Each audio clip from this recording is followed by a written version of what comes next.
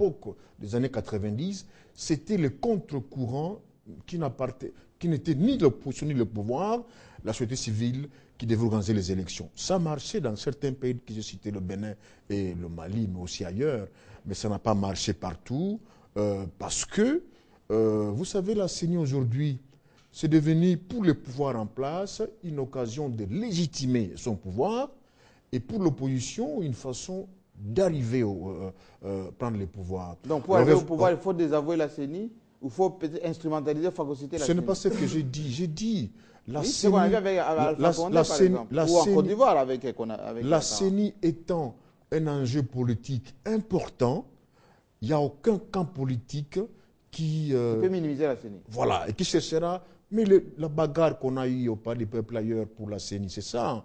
Pourquoi le pouvoir en place a voulu mettre en place son expert, Malou Malou?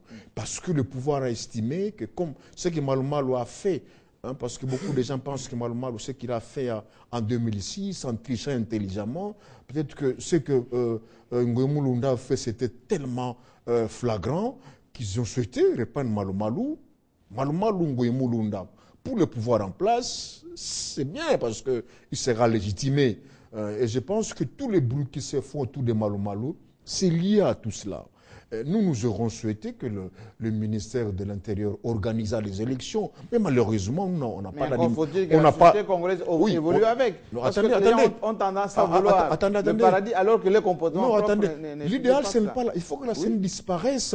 Mais à terme, oui. Oui, justement. Encore faut-il que la classe politique évolue en même temps. Parce que quand on a vu la société civile, le folklore ou le théâtre qu'on a vu... Peut-être que vous n'avez pas prouvé que je dise que le pouvoir en place cherche à légitimer. Non, ça n'a rien à voir. Ah, voilà, ça sont des faits. Moi, je n'invente rien. Vous êtes le premier, Paul. Au point que l'administration, comme partout les gens qui étaient nommés par le pouvoir, et également, ils n'ont pas d'argent. Donc, on n'a pas confiance. Voilà pourquoi la CENI. Mais malheureusement, quand vous dites défi, mais quel défi?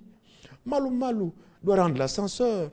Honnêtement, même moi à sa place, je ne peux que permettre à ceux qui m'ont placé de gagner. Il n'y aura pas de miracle. Mais est-ce que Malou Malou sera le seul maître à bord? Vous avez tendance à minimiser les membres qui sont dans Jean-Marie, si Dieu nous prête vie, oui? Malou Malou sera président aussi de l'Assemblée, le vice-président de la CENI et aussi du pouvoir. N'attendez pas des miracles. Honnêtement, on se retrouvera ici tout en 2016. Donc, le même effet, plutôt la même cause, produire les mêmes effets. Malou Malou ne peut pas se convertir. Oui. Un prêtre qui soit capable de remettre en question son vœu d'obéissance à son évêque, je ne pense pas que politiquement, on peut encore le gérer. Ce qui est normal, on n'attendait pas qu'il fasse des miracles. Donc, nous allons carrément... La parole va tourner, mais j'aimerais quand même que vous reveniez. Mais je vais citer, nous allons carrément, s'il y aura des élections provinciales, c'est la majorité aujourd'hui qui va remporter. En 2016, on parle déjà d'un référendum qui sera organisé pour changer la Constitution. Si c'est avec Malou Malou, oui, il emporterait. Donc, il n'y aura pas de miracle. Voilà pourquoi les gens sont un peu sceptiques quant au retour de ces prêts-là. Alors, il faut que la parole tourne. C'est normal que les camps doivent aussi se défendre. C'est que j'en comprends bien. Mais Daniel Safou, on a quand même salué ici, pas ici, mais à un moment donné, on disait Malou Malou, quand le soir en Belgique titrait le retour de Malou Malou, dans beaucoup de commentaires, on disait l'expertise doit l'emporter sur un certain amateurisme. Parce que quand Malou Malou est appelé comme expert dans beaucoup de pays pour qu'il démontre un peu le mécanisme d'organisation des élections, etc. Et qu'au Congo, comme on dit, nul n'est prophète chez soi, au Congo, on compte toujours à soupçonner, même là où il y a la matière à discussion.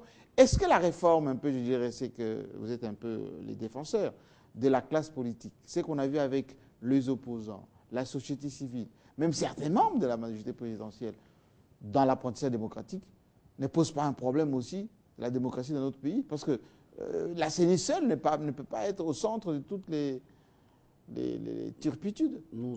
Merci beaucoup pour la question. J'aimerais rester dans les contextes même de la question, les défis des Malou Malou. Mais j'aimerais ouvrir une petite parenthèse.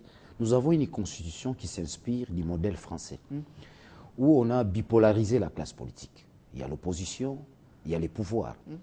La majorité. La majorité, d'un côté, ainsi que cette classe politique bipolarisée, n'est-ce pas, victime de beaucoup de choses, notamment quand il s'agit, n'est-ce pas, de mettre en place un organe technique tel que, n'est-ce pas, la CENI. L'Église a une mission morale en tant que telle. Ici, je parle de l'Église dans sa pluralité, pas l'Église catholique en tant que seule. Nous avons l'Église catholique, les kimbanguistes, les protestants, les orthodoxes. L'Église dans son ensemble, dans le corps du Christ, je crois que mon frère ne va pas me contredire, a une mission d'ordre moral. Moral. Parce que l'État est laïque quand même. Là où il y a la corruption, on suppose qu'à l'Église, il ne peut pas y avoir corruption. Là où il y a l'idiotie, on suppose qu'à l'Église, il y a l'excellence. Oui. Là où il y a arrogance, on suppose qu'à l'Église, il y a l'élégance. Et moi, la modestie. Donc, dans les cas d'espèce, notre débat pose problème. Pose problème parce qu'il s'agit de l'Église. Malou Malou est l'émanation de l'Église. Oui. Mais je reviens. Comme était Mosengo, comme oui, était. c'est l'émanation de l'Église dans son ensemble. C'est-à-dire que dans la tradition religieuse, nous avons 8 confessions religieuses qui ont, n'est-ce pas, jeté l'air dévolu, n'est-ce pas, à Malou Malou, en dehors, n'est-ce pas. Mais je reviens maintenant à ce qui est, n'est-ce pas, CENI, les défis qui attendent, n'est-ce pas, Malou Malou. L'Église catholique désavoue l'abbé Malou Malou. La société civile ne se retrouve pas, c'est dit. La loi dit, normalement, c'est lui qui devait, n'est-ce pas, piloter la nouvelle CENI, doit être l'émanation de la CENI. L'opposition trouve une main noire du pouvoir. Donc, mais qu'elle n'arrive pas à identifier. Il trouve la main noire, n'est-ce pas, du pouvoir derrière la main. Mais je reviens maintenant, les 2 objectifs, n'est-ce pas, qui a les défis de Malou Malou en premier lieu. Moi, je crois que le premier défi de l'abbé Malou Malou, c'est celui d'effacer à la mémoire collective les erreurs qu'on a connues. Ngoï Mulunda. Ça, c'est d'abord un grand défi. Notamment. Non, c'est-à-dire qu'on a connu des irrégularités, où le chef de l'État lui-même aussi a reconnu cela. Ces erreurs, les erreurs commises, c'est-à-dire au niveau de la mémoire collective, l'abbé Malou Malou doit effacer cela. Mais est-ce qu'on doit aussi intégrer le facteur temps dans l'organisation des élections? Parce que c'est bien beau de dire Ngoï Mulunda fait ceci, mais si le monsieur n'avait pas l'argent suffisant, n'avait pas le temps, parce qu'avec les turpitudes, les débats au niveau de l'Assemblée nationale, et ensuite, il y a toutes les manœuvres dilatoires de la classe politique pour l'empêcher d'aller jusqu'au bout, mais fonctionnellement, les choses auront à rencontrer des problèmes. J'ouvre une petite parenthèse. Ngoï Mulunda, nous devons avoir du respect à tous ceux qui exercent certaines fonctions dans le pays. Ngoï Mulunda a fait rater le pays du chaos. Nous sommes le 28 novembre. Oui. Est-ce qu'il y aura élection ou les élections n'auront pas? Mais il était coincé. Et il l'a fait. Coincé par l'opposition. Coincé par la communauté même internationale. Qui l'a empêché de faire. Qui ne lui a pas donné toutes les chances. Oui. Les mairies de Ngoï Mulunda, qu'il ait organisé les élections à mal ou à bien, les mairies de Ngoï Mulunda, il nous a fait rater le chaos, c'est-à-dire le 28 novembre. Le pays n'a pas implosé. Non, admettons s'il n'y avait pas élection le 28 novembre, le pays allait se retrouver où? Absolument. Même l'avancée démocratique que nous avons réalisée, on aurait dû perdre. Pourquoi les gens ne reconnaissent pas ça? Nous avons fait des avancées. Je reviens maintenant, n'est-ce pas, au défi, n'est-ce pas, de l'abbé Malou Malou, mais tout en demandant un respect exceptionnel à Ngoï Mulunda. Il ne faudrait pas qu'on jette des salives sur lui, il ne faudrait pas qu'on les prenne pour un petit enfant. Nous devons reconnaître, s'il y a eu le mal à 70%, reconnaissons les 40% du bien posé par Ngoï Mulunda. Il n'y a pas seulement le mal, il n'y a pas seulement le noir. Je crois qu'il y a aussi de la lumière par rapport à la date du 28 novembre. Absolument. Reconnaissons cet aspect-là. C'est l'honnêteté intellectuelle. Oui, reconnaissons cela. Il a fait quelque chose de bon en nous ramenant aux élections le 28 novembre. Je reviens maintenant au défi. J'ai dit tantôt, il faut que Malou Malou fasse un effort d'effacer à la mémoire collective toutes les erreurs que nous avons connues, n'est-ce pas, avec Ngoï Mulunda. Deuxième défi, le cycle électoral n'a jamais atteint son achèvement.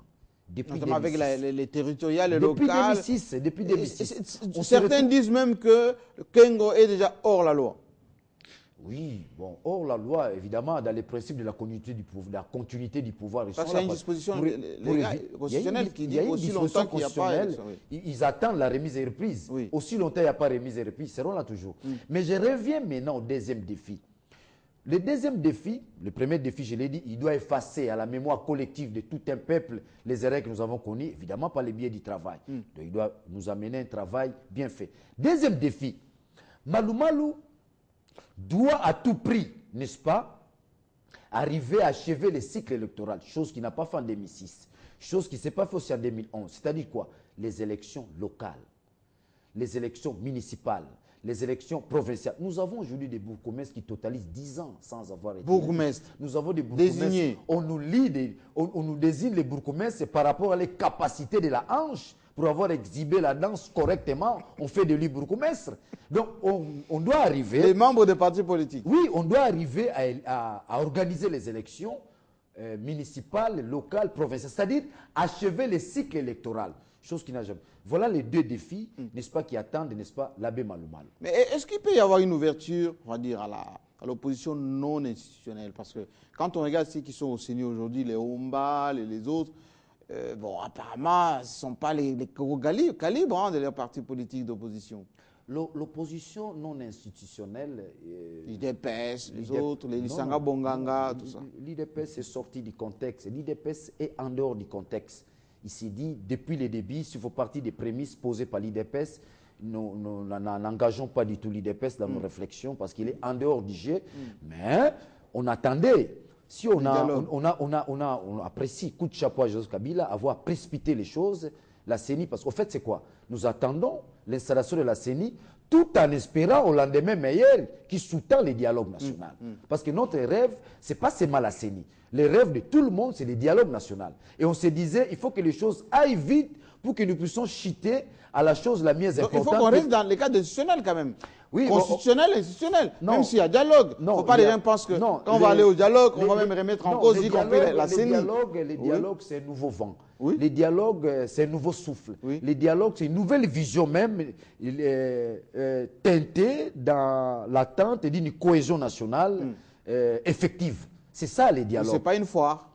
Non, ce n'est pas une foire. Parce qu'en fait, quand c'est une foire, nous allons produire quoi? Il faut quelque chose d'organisé, il faut quelque chose de classique, il faut quelque chose d'harmonie pour qu'on produise quelque chose de bon. J'ai suivi Maman Zouzou Mbombo, qui j'aimerais paraphraser. Maman Zouzou Mbombo a toujours dit une chose. Tshisekedi est bon pour le peuple, mauvais pour la classe politique. Mais nous allons au dialogue. Si les dialogues, Maman Zouzou Mbombo propose même un format de 300 personnes, c'est-à-dire que par quota, l'opposition donne son quota, les pouvoirs donnent son quota, la société civile donne son quota, et nous allons au dialogue. Ils donnent même les chiffres. Mais sur quelle base?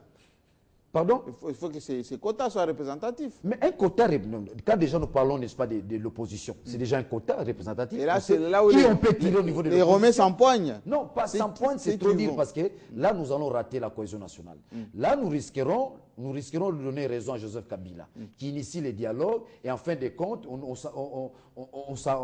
on s'entretue. Mais ce qu'on a vu avec la société civile, ne cherchons pas à donner raison à Kabila, qui initie les dialogues, et ces dialogues-là a du mal, n'est-ce pas, dans sa faisabilité.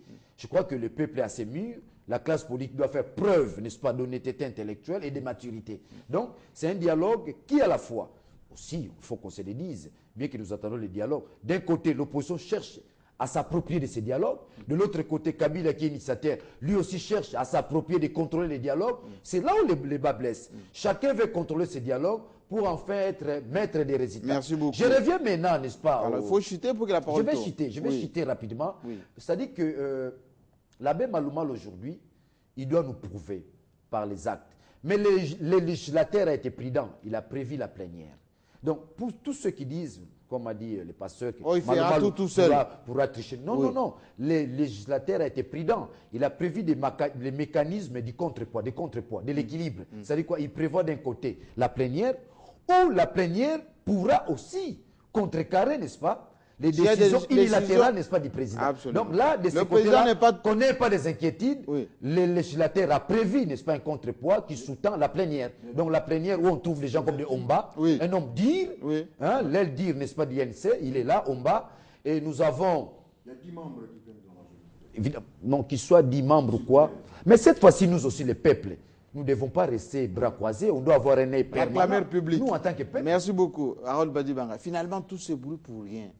On a vu que finalement, les institutions se retrouvent et que les choses, plutôt la démocratie grandit. Parce que tous ceux qui ont brandi les drapeaux à la Cour suprême, c'est bien des Congolais. Oui, Jean-Marie Kassamba, par rapport à cette question, je voudrais dire tout simplement que tout ce qui n'est pas interdit est permis. C'est vrai que chacun de nous a la motivation pour laquelle il va applaudir un membre de son parti politique qui est élevé à tel ou tel autre rang, que son grand frère, le membre de son parti politique lui donne un verre à boire après cette réjouissance. Et tout cela concourant au bien de la République. Harold Badibanga, je vois